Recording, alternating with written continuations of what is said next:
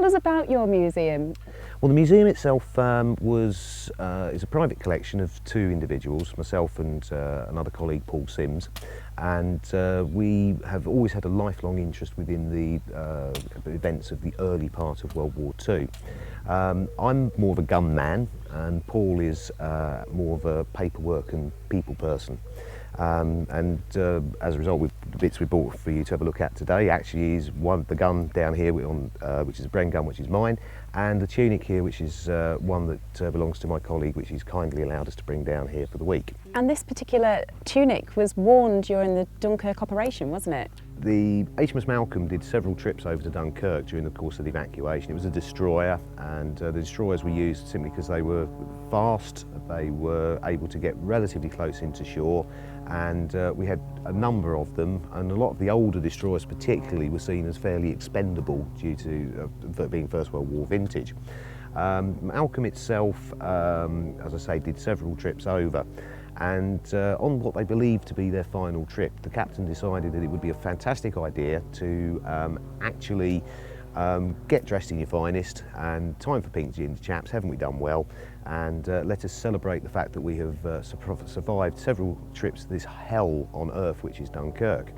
So all of the officers get dressed into their finery of their mess jackets, only to, rather than sit down to dinner, get a signal to tell them it's about time you actually went back, because things have got a lot worse, please can you go back to Dunkirk. So HMS Malcolm has the rare distinction of being the only ship that we're aware of where the officers were commanding the vessel dressed in their mess jackets for their final few trips over. And this is we believe to be the very jacket that then Lieutenant Simmons was wearing at the time. What a very British story. It's a private purchase, so one assumes that Lieutenant Simmons was a man of personal means. The insignia on there at the moment is that of Commodore, because despite the small size of this, it would appear that Mr. Simmons luckily managed to keep his stature and slightness right the way through his naval career, because this was it's still in use in 1965 when he retired from the Navy as a Commodore. It's incredibly tiny. I don't think I could fit in that either. It is so small. So do we know about his life in the Navy? We do know that obviously he survived the events of Dunkirk. At the time he was on HMS Malcolm, and had a very fruitful career, as most naval officers would throughout the course of the war, and moved from destroyers onto larger vessels, obviously getting promoted as he went. Okay, well, thank you very much. And what is this that we've got down here?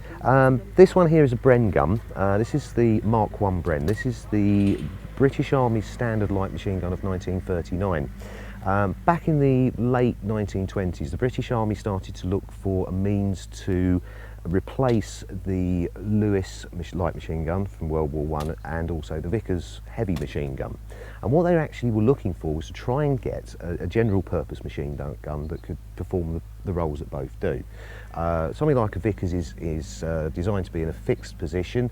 It has a crew of 6. It is effectively bullet-sized artillery is the best way to think about it. It's not something that you want to be lugging around any further than you actually need to do.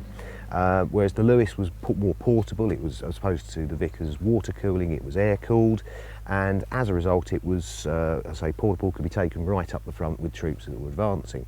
And the British Army were hopefully looking to try and achieve the best of both worlds with one gun. During the course of the first set of trials, it became abundantly clear that the only gun that was going to be capable of performing the role that the Vickers did was the Vickers, so that was taken off the table.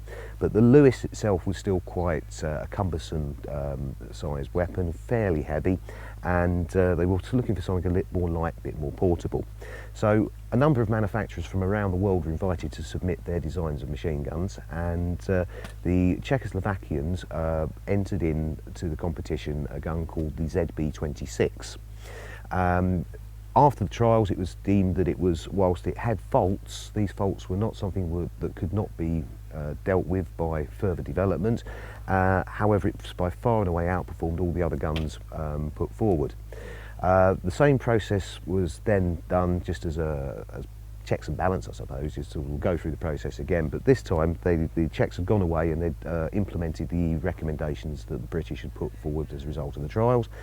This time it would be the latest model, which was the ZB-27, and as a result of that, again, by far and away the best gun, and at which point the guys at Brno and Enfield Armouries respectively decide that it's time to sit down and actually sort of get the perfect gun for the British Army.